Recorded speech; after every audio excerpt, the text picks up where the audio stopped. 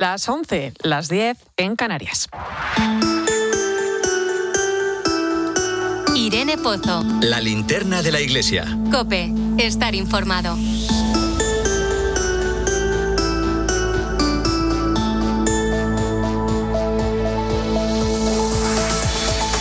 A esta hora ponemos el foco de la linterna de la iglesia en el Vaticano. Allí está nuestra compañera, corresponsal Eva Fernández. Muy buenas noches. Muy buenas noches, Irene. Eva, el Papa continúa sus vacaciones de verano en la residencia de Castel Gandolfo, pero tengo entendido que este sábado va a poder disfrutar de un concierto muy especial, ¿no? No, sin duda, sí, efectivamente. Va a ser especial tanto para él como para todos los que tengan la posibilidad de asistir al interior del Palacio Apostólico, porque suponemos, Irene, que va a tener lugar en el interior del Palacio Apostólico, que tiene ahí hay un patio fantástico en el que se puede colocar un estrado para la orquesta, y se trata de un regalo de la diócesis de Albano a la que pertenece Castel Gandolfo. Es una diócesis, Irene, que mantiene un vínculo muy especial con León XIV, porque no olvidemos que como cardenal, Robert Prevost, él fue obispo titular de la diócesis de Albano antes de su elección como pontífice. Por lo tanto, él la había visitado en distintas ocasiones, había celebrado misa en distintas iglesias. Y en esta ocasión la diócesis de Albano le ha querido regalar este concierto en su honor, como agradecimiento sobre todo por esa cercanía, por la suerte que tienen de poder disfrutar de él ahora en estos días del mes de julio, que son de descanso y de agenda más relajada, pero sí. No pensemos que el Papa está únicamente de vacaciones. Ha bajado el ritmo. Efectivamente, pero el ritmo lo mantiene, ¿no? Y como saben que al Papa le gusta la música y disfrutar los conciertos, le han preparado un programa muy escogido, porque habrá interpretaciones de solistas al piano y al violín. Y luego, bueno, pues quizás tendremos la ocasión de ver al Papa, seguro que disfrutar y quizás cantar, porque lo ha demostrado en distintos conciertos. ¿Os acordáis cuando le vimos tararear las canciones de Michael Bublé en el concierto de los pobres en el Vaticano? Cuando en una audiencia saludó a la cantante Laura Pausini, le dijo que le gustaba su música, aunque se chivó de que su secretario era el auténtico fan del artista de Laura Pausini. Y sabemos que en sus largos viajes, coche por Perú, le gustaba escuchar música criolla, pero también de bandas famosas de los años 60, de Mamas and the Papas, de Crosby, de Everly Brothers, de Simon and Garfunkel, en fin, que va a disfrutar muchísimo en Castel Gandolfo, y nos alegramos porque por supuesto que necesita descansar, que el mes de septiembre llega con mucha fuerza para el Papa. Bueno, no dejamos Castel Gandolfo, Eva, porque precisamente estos días en el Borgo Laudato Si se han dado cita a líderes mundiales y expertos en inteligencia artificial de todo el mundo que han estado debatiendo pues sobre un tema que a la Iglesia le preocupa, como es el desarme. Cuéntanos. Sí, ha sido un encuentro de gran trascendencia que concluía ayer con la presentación de la Declaración de Roma. Lo hicieron en el Campidoglio, que es el ayuntamiento de la capital, un texto firmado por premios Nobel, por expertos, por científicos de renombre internacional, por líderes religiosos también y por ex jefes de Estado y de Gobierno. El cardenal Baldassare Reina fue quien presentó la declaración, ¿no? Y explicaba que compromete a los firmantes a impedir que la inteligencia artificial autorice o active de forma autónoma el uso de armas nucleares, ¿no? Explicaba que el desarme no significa simplemente reducir los arsenales, sino que implica desarmar las mentes, las economías y las relaciones internacionales. Y yo me gustaría subrayar, Irene, que hay citas que a lo mejor en el Vaticano pasan desapercibidas porque hay muchos congresos, vienen expertos internacionales, pero la de esta semana ha sido muy especial, muy importante, porque no es fácil reunir a 200 académicos de renombre, a 30 premios Nobel que han participado en esta cumbre, todos profundizando en la encíclica Magnificat Humanitas. Y en Italia en concreto ha tenido este decreto de Roma mucha trascendencia, porque claro, ellos se han comprometido a intervenir para que para que se logre la eliminación de forma verificada e irreversible de las armas nucleares y han pedido de forma oficial a los estados que pongan fin a la carrera armamentística. Decían, Irene, que está en juego nuestra supervivencia y la de las generaciones futuras. Bueno, pues veremos también a ver ese documento que se ha firmado cómo pues se va desarrollando ahora, ¿no? Que es lo importante. Pues duda. Muchísimas gracias, Eva. Baja también un poquito el ritmo, que nos hace falta. Vamos a ver, nos hace falta a todos, por supuesto. Un fuerte abrazo y buen fin de semana, compañera. Igualmente, un fuerte abrazo, Irene.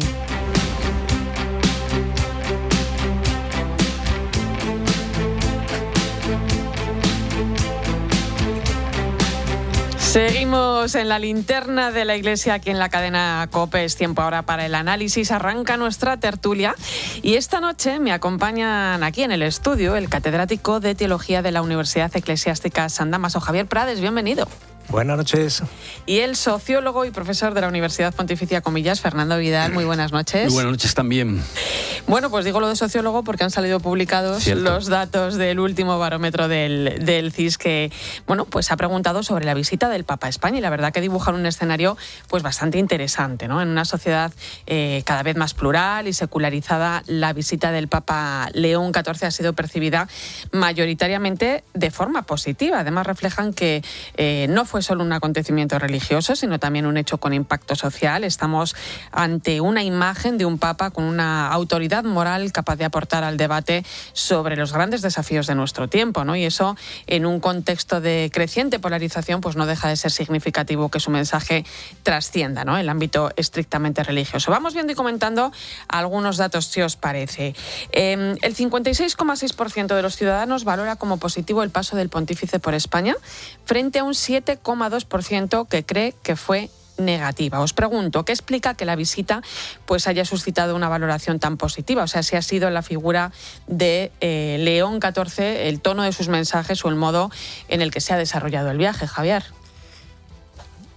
A la luz de estos datos, no vamos a darle crédito a los sociólogos que nos ponen los estudios de campo. A veces. Sí, exacto. Pues es como ver, digamos, refrendado, ¿no?, con un estudio serio de la impresión que ha dejado el Papa, o que yo reconozco que me ha dejado, que es la capacidad de hablar diciendo todo lo que quiere decir y dirigiéndose a todos al mismo tiempo. Porque muchas veces creamos falsas alternativas.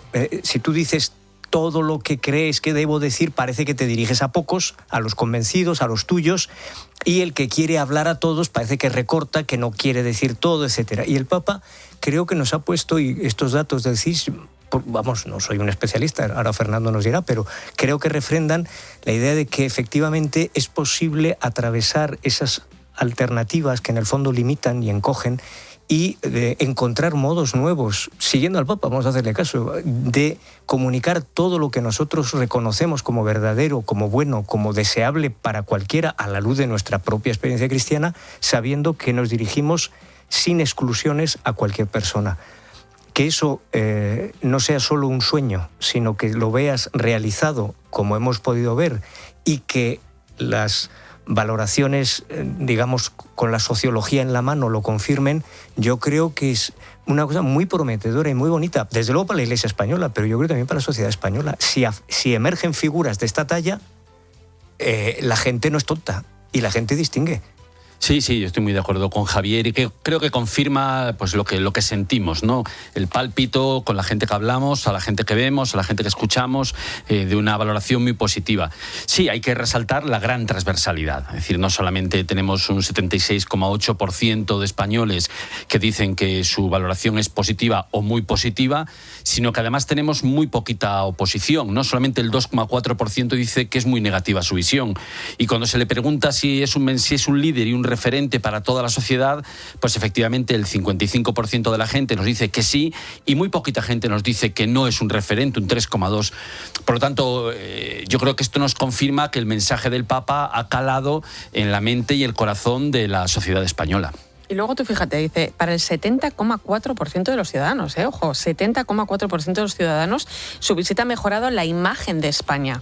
mientras que un 5,8% es minoritario, cree que ha empeorado, ¿no? O sea, ¿qué proyectó España durante esos días para que fuera o para que una mayoría perciba que la visita pues fortaleció su imagen? O sea, fue una oportunidad para mostrar una realidad de la Iglesia y del país que habitualmente no ocupa los titulares, ¿no? O que es una gran desconocida, quizá para muchos. Una realidad del presente, yo creo que dinámica y vital. Estamos muy acostumbrados en el debate político que a veces tiñe todo en la vida social, pero España es una nación muy dinámica, con muchísimas cualidades y muchísimas ventajas que nos cuesta, quizás eso sea parte también del ser españoles, nos cuesta reconocer, y necesitamos que alguien que venga desde fuera nos ayude a mirarnos con unos ojos que a veces nosotros mismos no tenemos, que a veces pasa en una familia, que los hermanos parece que se tiran los trastos a la cabeza y viene un conocido, un amigo, y ve el bien que a veces uno no reconoce enseguida.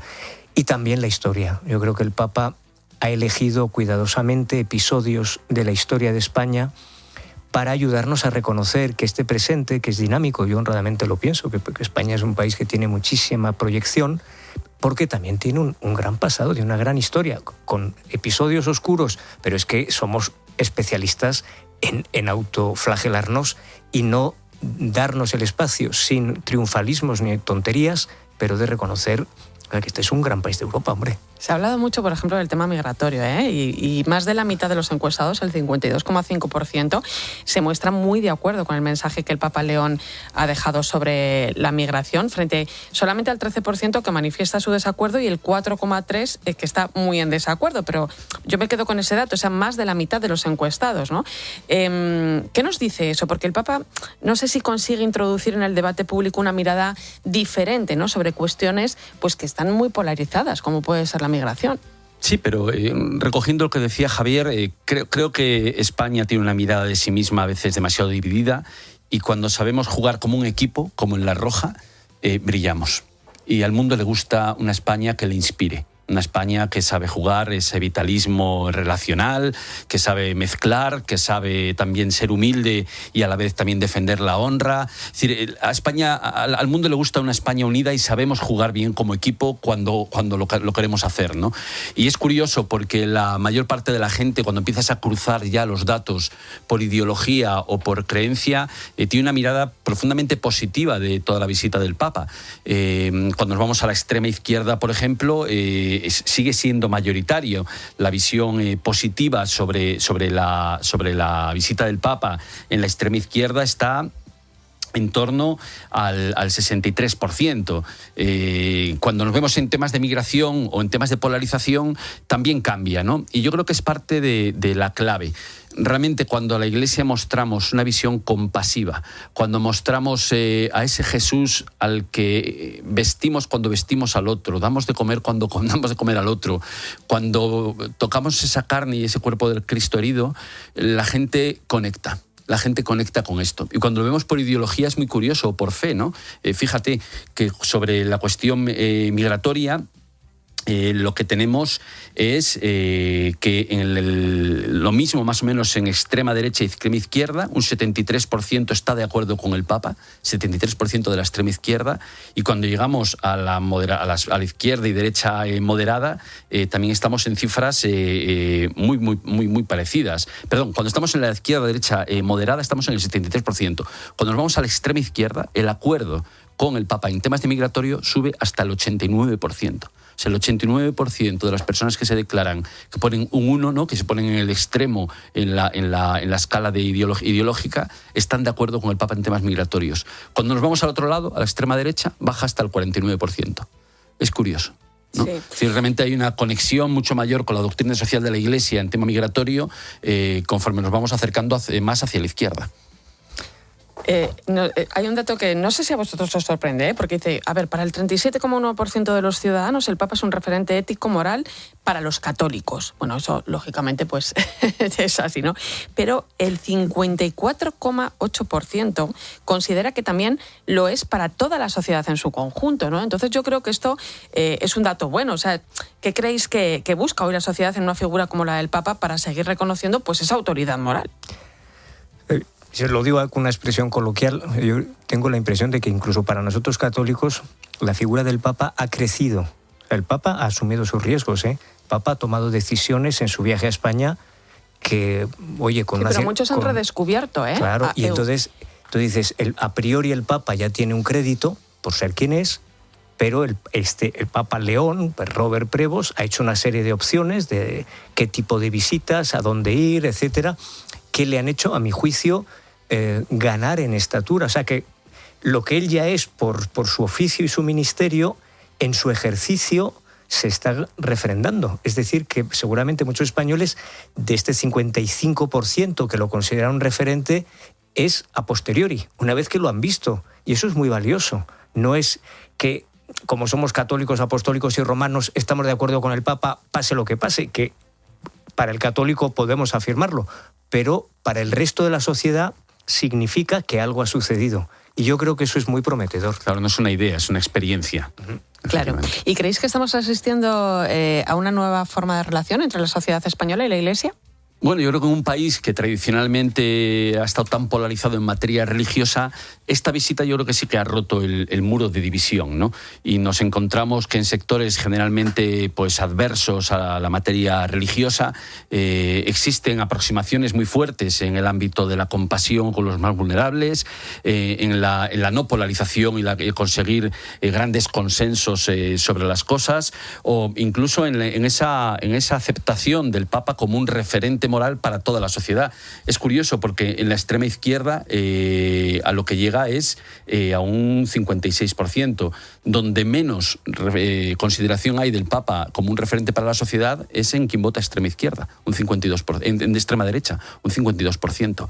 Es curioso, ¿no? Es decir, yo creo que no podemos seguir con unas consideraciones de ideología y de religión tan cerradas, y que lo espiritual, lo religioso, que Cristo en sí como acontecimiento va, como el Espíritu Santo nos indica, soplando allí donde y cuando quiere. Allí donde y cuando quiere. Puede coincidir, o sea, que la visita del Papa puede estar coincidiendo y favoreciendo algo que estamos viendo en este último año, digamos, de que en España está moviéndose algo en respecto del descubrimiento de la relación con Dios, del redescubrimiento o de la búsqueda, digamos, donde se están difuminando esas barreras que parecían insalvables hace algún tiempo. Ves fenómenos entre gente joven que ya no responden a los clichés habituales con los que se mira la clasificación religiosa o política en España. Esto no lo ha provocado el Papa, pero la visita del Papa y este retorno tan favorable que propone el CIS indica que esa otra experiencia, que desde abajo estamos viendo tantos indicios, hay que dejar paciencia, ver eso cómo va poco a poco, no hay que sacar conclusiones precipitadas, pero la visita del Papa sobre este humus de una sociedad en la que religiosamente se están moviendo cosas que hace tiempo parecían inexorables, yo creo que también nos da mucho margen. Pues sí, habrá que dejar pasar el tiempo, como dices, reposar también un poco todo, y oye, quién sabe si tendremos al Papa de nuevo el año que viene. Espero aquí en sí. España. Se merece, Santiago lo merece. Cambiamos de tema, nos vamos ahora hasta Francia, ¿vale? Porque la Asamblea Nacional ha aprobado esta semana de forma definitiva la ley que legaliza la eutanasia y el suicidio asistido. Francia se suma al grupo de países europeos que permiten la muerte provocada, entre ellos España, Bélgica, Países Bajos y Luxemburgo. Bueno, yo creo que es una noticia triste. Francia era uno de los grandes países europeos que todavía no había regulado la eutanasia. ¿Qué supone pues que otro país europeo se incorpore a esta lista? ¿Se está consolidando de alguna manera una tendencia en Europa? Yo creo que sí, claramente, ¿no? Es decir, el suicidio asistido, que es más que la eutanasia, ya está aprobado en Austria, Alemania, Países Bajos, y la eutanasia está regulada efectivamente en España, en Portugal, Países Bajos también, Bélgica, y ahora se suma Francia, que por cierto es el país que va a visitar el Papa el próximo septiembre. Bueno, sí, efectivamente, yo creo que vamos por una senda época complicada, además casualmente en una sociedad en la que está aumentando el suicidio juvenil, en el que se valora menos la vida, en el que hay menos expectativas de que se va a vivir mejor que en el futuro que lo que vivieron los padres de los jóvenes. Bueno, es una sociedad en la que en parte se pierde el gusto por la vida, el valor de la vida, y es algo que no es meramente una cuestión legal o vinculada a derechos, sino que habla de una cultura en la que la muerte, la guerra y la violencia y el desprecio por la dignidad del ser humano y por uno mismo también, pues gana terreno. Se ha generado debate en Francia y la Iglesia además ha sido muy contundente. Los obispos franceses en un comunicado calificaban esta ley como una grave ruptura. Consideraban, ¿no?, que sustituye la cultura del cuidado por la posibilidad de provocar pues deliberadamente la muerte, y alertaban del cambio de mirada que puede generar, Javier, pues hacia la propia enfermedad, ¿no?, hacia la propia vulnerabilidad de la persona, ¿no? Viendo lo que pasa en otros países, ya con cierto recorrido de la ley, pues hay que preguntarse por cómo condiciona esto, no solo en la persona que sufre, ¿no?, también en la propia sociedad, en esa forma de cambiar la mirada. Pues hay que hablar en primer lugar con muchísimo respeto y mucha delicadeza de las personas que por su condición o su situación tan extrema pueden llegar a plantearlo, y esto hay que tratarlo siempre con la mayor delicadeza.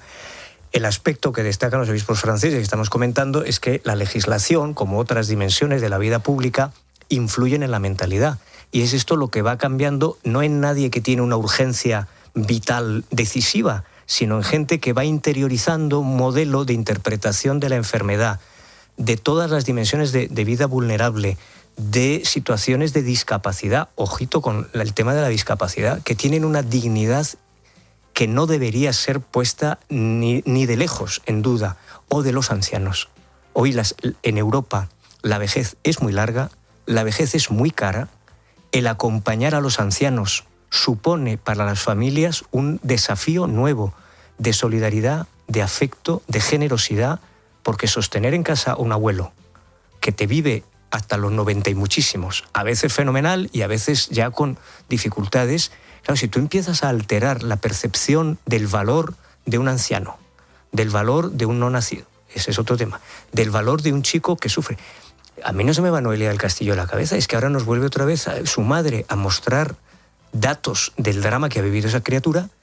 Sí. Y tú dices, caramba, hubiéramos llegado... Hablamos del caso de Noelia, que precisamente esta semana hubiéramos llegado de otra manera, hubiéramos podido intentar ayudar de otra manera, pero sí.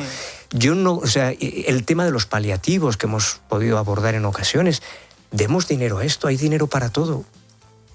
Bueno, lo comentaba Fernando, además Francia es uno de los países que va a visitar el Papa a finales de septiembre con esta ley recién aprobada, pero es que claro, yo escuchaba al Papa en el Congreso de los Diputados cuando ha venido aquí a España a hablar de la grandeza moral, ¿no?, de una nación que se manifiesta por esa capacidad que tiene de acompañar, de proteger, de amar a aquellas vidas que atraviesan mayor fragilidad, y yo no creo que fuera un mensaje para España, es que yo creo que era un mensaje para toda Europa, o sea... Sí, vamos a ver qué dice también el Papa en Francia, pero yo creo que va a ser un mensaje de defensa de la vida. Sí, sin duda, porque la cuesta inclinada que llevamos en Europa es grave, ¿no? Incluso ya al considerar los propios fetos como tejido meramente humano, ¿no? Entonces, sí, yo creo que ha habido una degradación importante. Yo creo que hay un principio importante, es decir, todos tenemos un gran consenso en todo Occidente del valor de la vida. Y todo gira en torno a la vida humana y la dignidad de la vida humana. Pero no hay consideración de la vida humana sin la muerte humana. Entonces, aquí es donde hay un gran agujero, en la negación de la muerte, la negación de la limitación, la negación del misterio, la negación de la dignidad humana, incluso en las peores situaciones, ¿no? Y esto es una reflexión que tenemos que hacer, ¿no? Conforme vamos a una sociedad más individualista, más que gira más alrededor del yo, de la autonomía, de la identidad, que es una pequeña reducción del yo todavía mayor, pues evidentemente la trascendencia a la otra generación, tu trascendencia después de la muerte, tu propia experiencia o visión de que vas a morir, pues es tremendamente contracultural. Entonces la Iglesia no quiere hablar de la muerte, lo que quiere hablar es de la vida, pero la muerte forma parte esencial de la vida. Bueno, quizá la respuesta al sufrimiento no pasa solo por decir no a la eutanasia, sino por acompañar, cuidar. Sin duda. Y estar más presentes. Bueno, Javier, ¿sí? No, digo que si generamos recursos públicos para que las familias y otras realidades sociales acompañen las situaciones de mayor vulnerabilidad, eso es lo que todos deseamos. tener los recursos para ayudar a nuestros ancianos, a nuestros enfermos, a las personas discapacitadas que están con nosotros y no queremos perder. Pues caballeros, lo vamos a dejar aquí. Nos quedamos sin tiempo. Gracias Javier Prades, Fernando Vidal. Que paséis un buen verano porque aunque la linterna de la iglesia sigue aquí cada viernes, nosotros ya nos vemos después de vacaciones. Toca descansar. Correcto. Claro que sí, reforzados. Gracias por todo. Muchas gracias.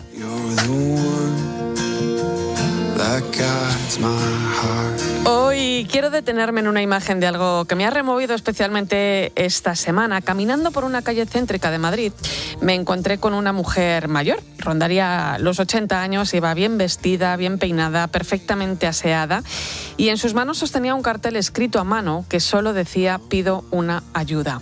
No sé cuál es su historia, no sé qué circunstancias la han llevado hasta allí, aunque quizá tampoco importe demasiado. Lo que realmente me ha sacudido es pensar que una sociedad como la nuestra puede acostumbrarse a pasar junto a una escena así sin inmutarse. A veces hablamos de pobreza como si fueran estadísticas, de los mayores como si fueran un colectivo, y dejamos de ver los rostros de quienes viven la fragilidad en silencio y que muchas veces están demasiado cerca de nosotros. En unos días celebraremos la jornada de los abuelos y de las personas mayores. Es una buena ocasión para recordar que nuestros mayores no son un problema que gestionar, sino una memoria que custodiar, una experiencia que escuchar y una presencia que sigue siendo imprescindible en nuestros días. Quizá uno de los grandes riesgos de nuestro tiempo no sea tanto la falta de recursos, sino la costumbre de mirar hacia otro lado, porque la indiferencia empieza cuando dejamos de sorprendernos ante el sufrimiento del otro, cuando normalizamos la soledad, cuando pensamos que siempre habrá alguien que se ocupe y dejamos de preguntarnos qué podemos hacer nosotros. Al final, una sociedad no se mide por la riqueza que acumula, sino por la humanidad con la que trata a quienes más la necesitan. Y la pregunta no es cuántos recursos tenemos, sino cuánto espacio dejamos en nuestro corazón para quien más nos necesita. Ojalá nunca perdamos la capacidad de dejarnos conmover, porque solo así podremos ir construyendo un mundo más justo. Hasta aquí la linterna de la iglesia. Gracias por acompañarnos. Volvemos el próximo viernes. Te quedas ahora con lo mejor del Mundial de Fútbol 2026 en tiempo de juego y con el equipo de enviados especiales de COPE. Quedan 45 horas y 30 minutos, ojo, para vivir ese partido histórico. Muy buen fin de semana.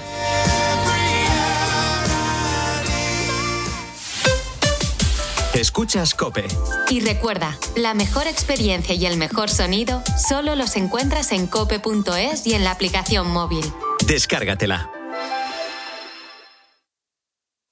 Como periodista, mi trabajo siempre ha sido dar mensajes veraces, porque cuando la información es clara, tomamos mejores decisiones.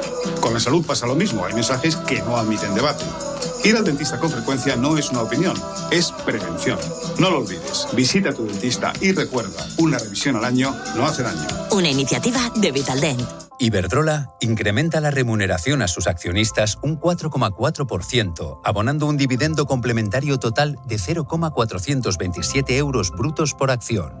Elija recibir gratuitamente nuevas acciones o recibir su remuneración en efectivo vendiendo sus derechos o solicitando el dividendo complementario. Parte de este dividendo complementario total se abonará como dividendo de ajuste en efectivo de 0,002 euros brutos por acción. Informes en el 900-100-019 o en iberdrola.com. Dame Teleno que quiero vivir, dame Teleno, el verdadero sabor del agua y para beber, dame Teleno, ay para beber. Agua mineral Teleno, el verdadero sabor del agua. El sabor de Italia con Lidl vale la pena. Esta semana llévate nuestras auténticas salsas y pestos italianos con la segunda unidad al 50% de descuento. ¿Te lo vas a perder? Disfruta de los sabores de Italiamo. Lidl, vale la pena.